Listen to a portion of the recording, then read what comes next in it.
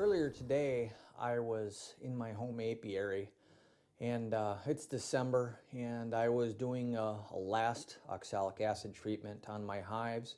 I was also installing some feeder shims as well as some sugar bricks.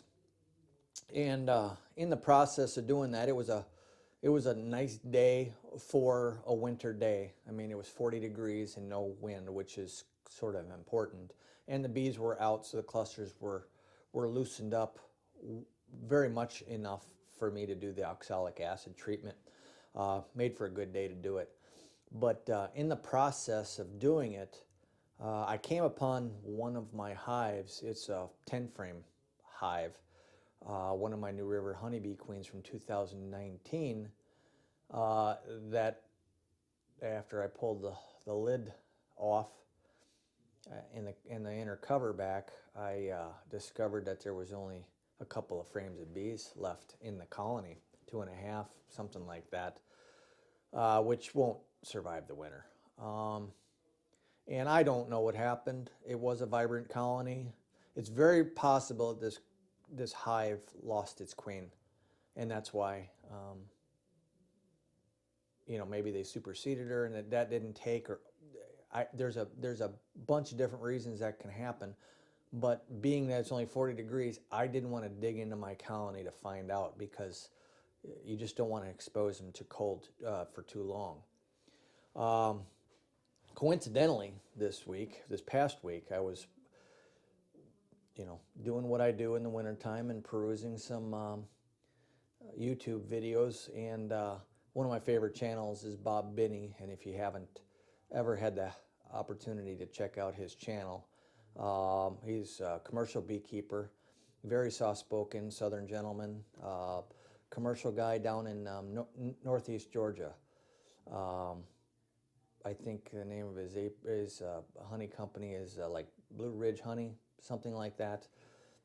He does northeast Georgia and southern North Carolina. Anyways, not only does he have 1,500 hives that he takes care of and manages, he also purchases quite a few tons of honey every year from other beekeepers. And coincidentally, one of the people that sells him honey was the commercial outfit that I worked for a short time here last year. I found that out by watching one of his videos, and I just happened to see a label on one of the drums that was ours. So that made me chuckle a little bit. Regardless, he's got quite a series of videos. Guy's got $1 million operation. He knows what he's talking about. And one of the things that they do, I always got to be careful, because not a lot of what happens down south translates to up here.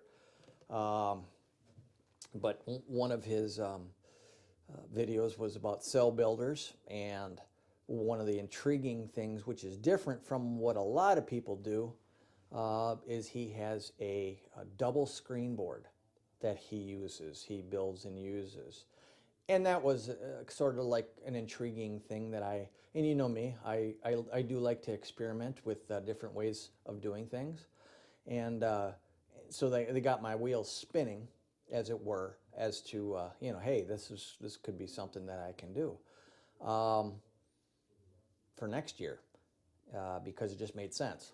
So I was planning to do this anyways. And then he had another video where he used the same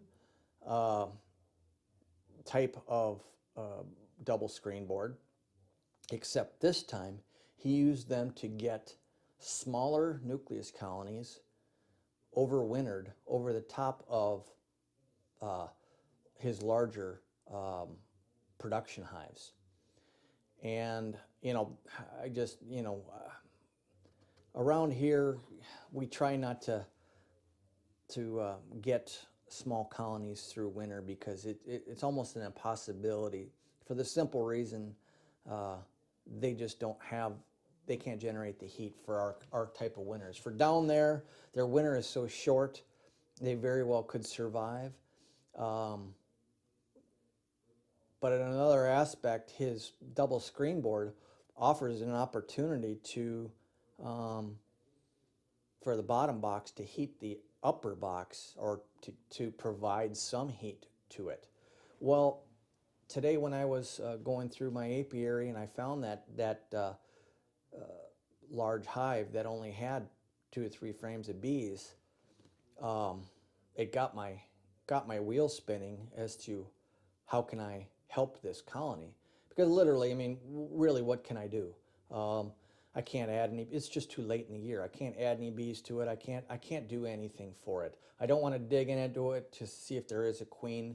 I do more harm than good by digging into it. But one thing I can attempt to do is try to use this double screen board and move it on top of one of my more powerful existing hives to see if I can carry this thing through winter. It's a possibility if I have a queen in there. If it doesn't have a queen in there, I doubt that it will make it. But regardless, I was going to make this double screen board anyway, and this gave me the opportunity to try. And really, all a double screen board is you have it's just like a bottom board. You know, you got 3/8 inch on one side, 3/4 deep on the other, and instead, like this one, it's got the wide open entrance here. This is where you would put your entrance reducer on and set your box on top, like here if this was the entrance reducer. Well, instead of that, I have a full piece that I'll put in the way here, and this will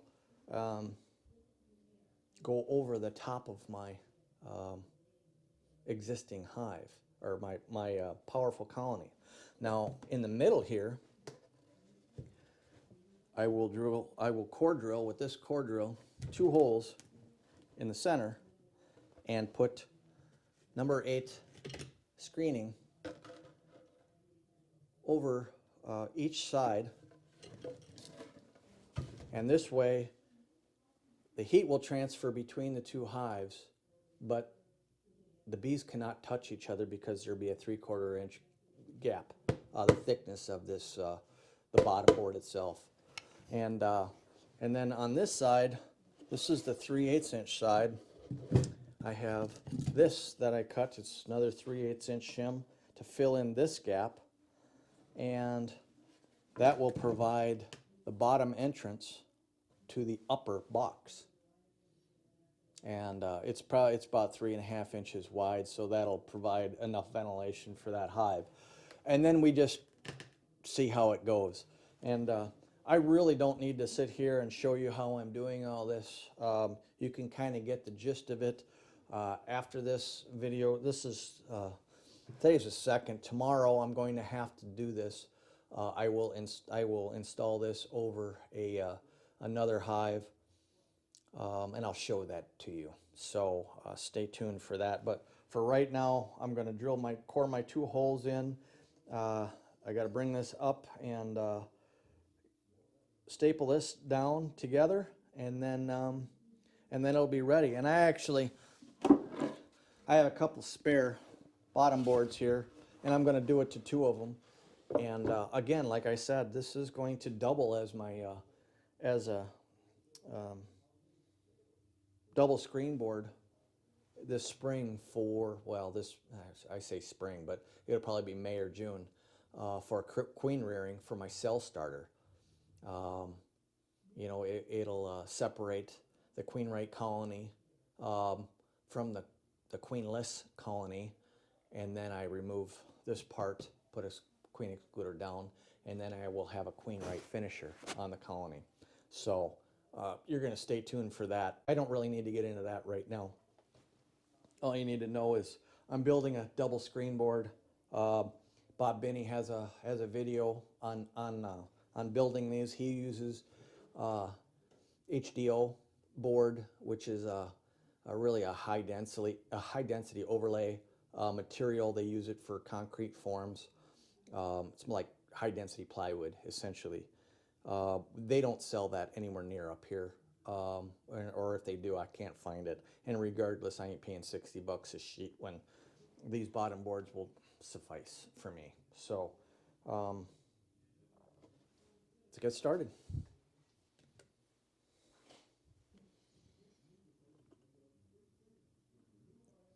I don't know what the, I didn't even look. I just went and grabbed a core. This is, I think this, yeah, 2.5 inches is what I thought.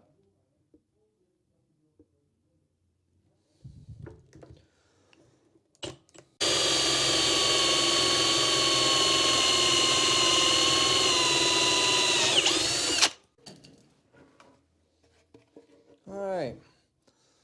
I always do that and flip it over so that it doesn't blow out the other side. There we go.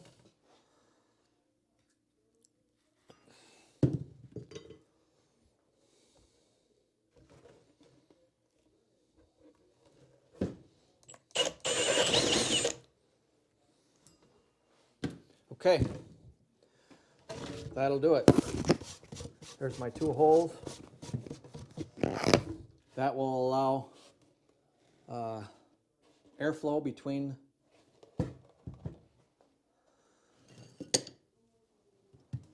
boxes, and then I'm going to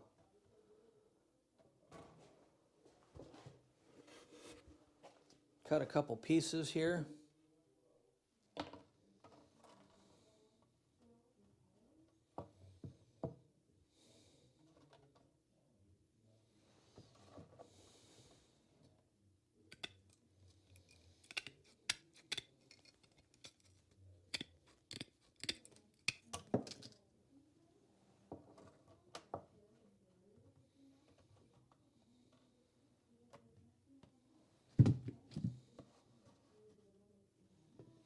Okay, got that one. Now I got to do a second one. So there we go, there we go. All right.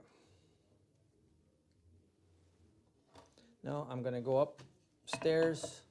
I got to nail this off, and I'll be back.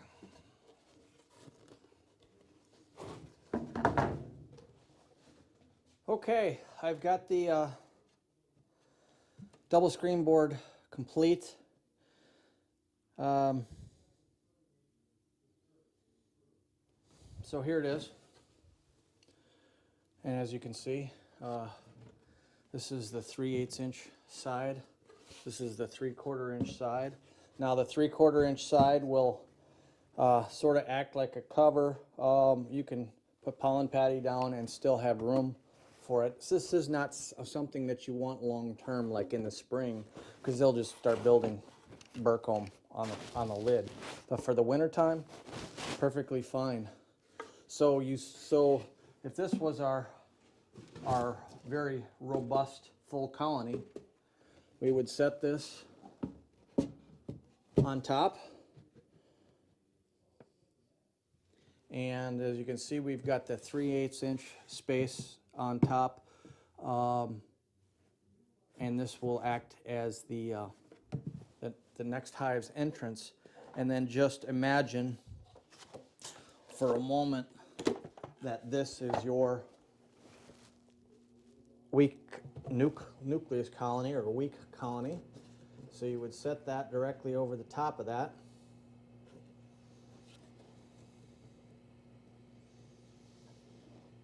And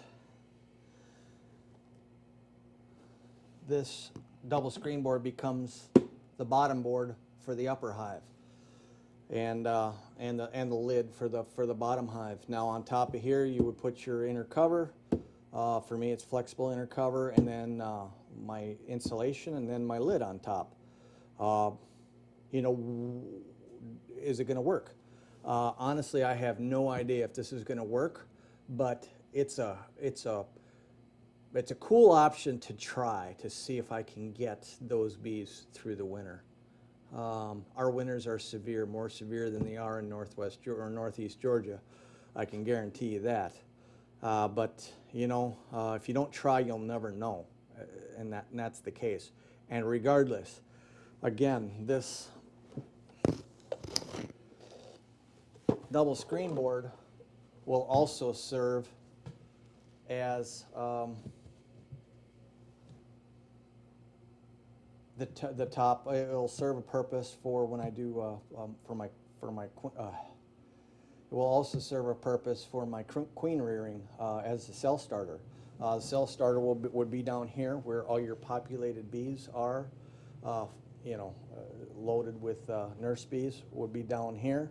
You would take your original colony, you would set this board down, and actually you would flip this around to the other side. So the entrance would be on the back. And then you would set your queen right colony on the top, and all the foragers and everything would go back to the original entrance, which is down there.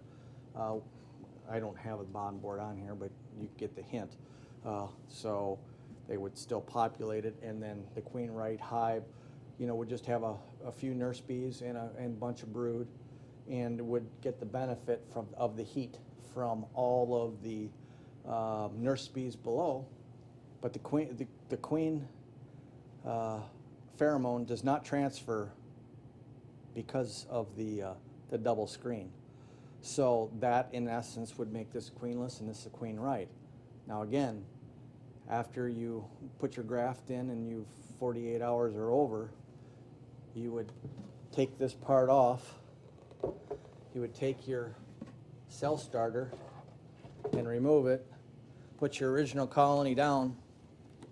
This is your queen right colony back on the base, and the entrance is facing that way, so everything will come back in. You put a queen excluder over this, then you set your box back on, and now you have a queen right finisher. That's the way it is explained, and it obviously makes perfect sense. So, but check out Bob Binney's video for a more in-depth detail on how this system works for him. But for me, right now, right this minute, I'm using it to see if I can get a 5-frame or a few frames of bees through winter on top of one of my more powerful hives. So I'll see you tomorrow, and we'll be installing this double screen board on my one of my powerful hives, and we'll make the switch. December 5th, 2020. It's about 26 degrees outside right now. Previously in this video, a couple of days ago, I identified the hive behind me as having just a few bees. And I discussed and I showed you that I made these double screened boards in an attempt essentially to try to save this colony and nurse it through the winter. It's really my only option at this point in time.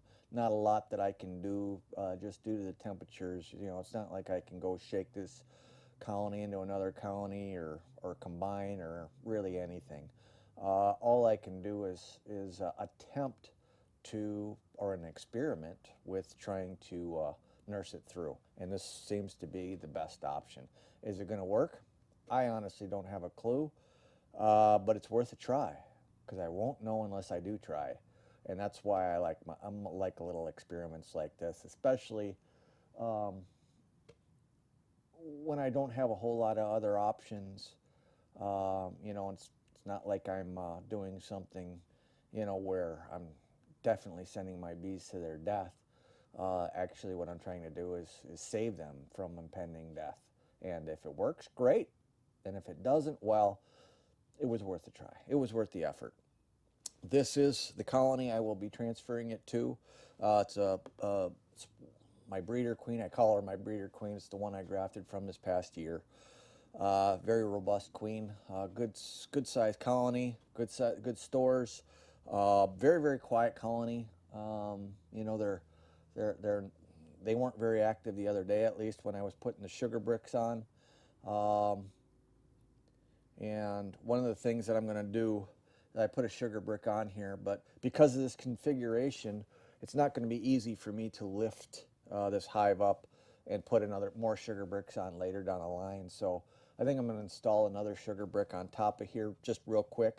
Now, that's the key to this. I got to do it very, very quickly. You know, I don't want to expose these bees to cold any more than I absolutely have to.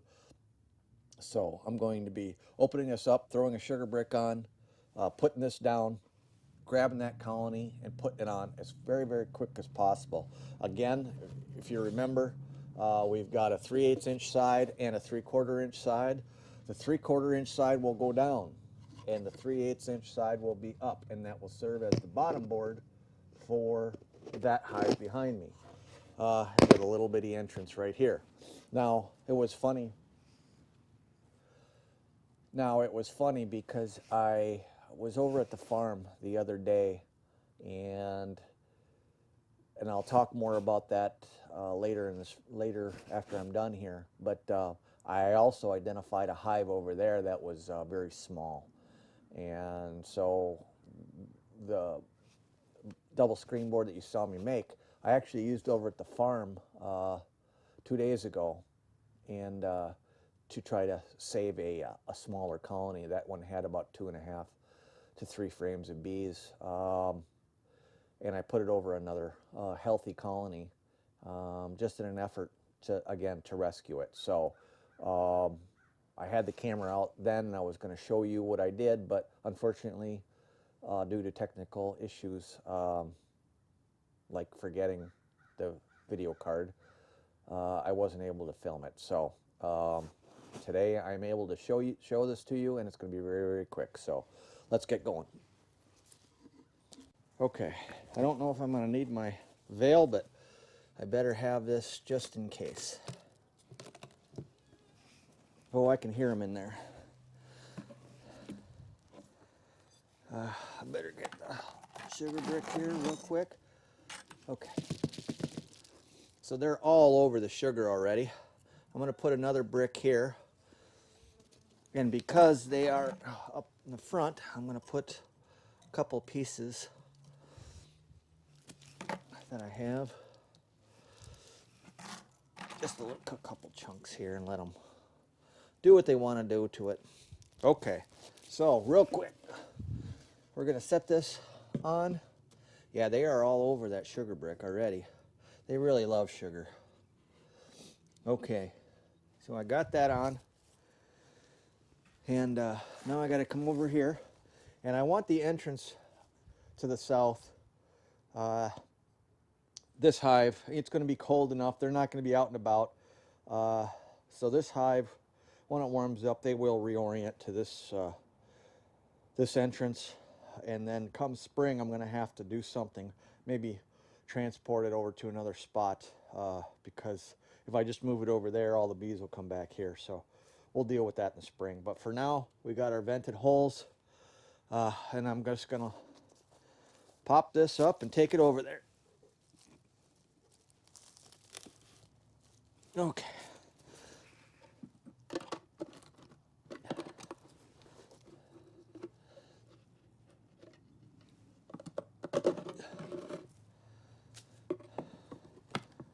Okay. Oh my God, that's heavy. Oh, very, very heavy colony for just a few frames of bees. Okay.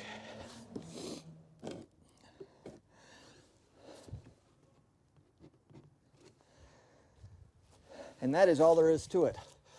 This has already got the insulation in the inner cover here.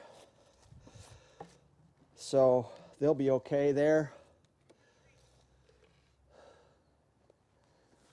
And that, as they say, is that. I just want to pop this up and look.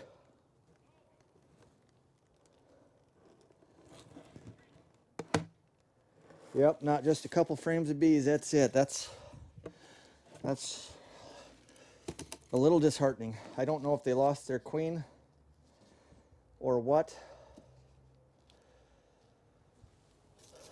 And if they did, they're doomed anyways. But we're not going to go digging in there to find out if they did. You know what I'm saying? Okay.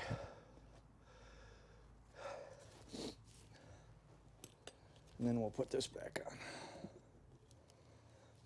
on. I know you see the upper entrance here, here, but actually I have these little knee coat plugs. They're bases for the knee coat system, plugging the holes in the upper entrance. And I'll be honest with you, when I popped all my lids on both apiaries, just to take a look, because this has been closed off for quite some time, they're all dry as a bone. A lot of my bees, I'd say half my bees, which were mostly the carniolans, were extremely tight, clustered, packed in between the frames, and they looked almost dead. You couldn't even hear a hum. And those are the type of clusters that I want.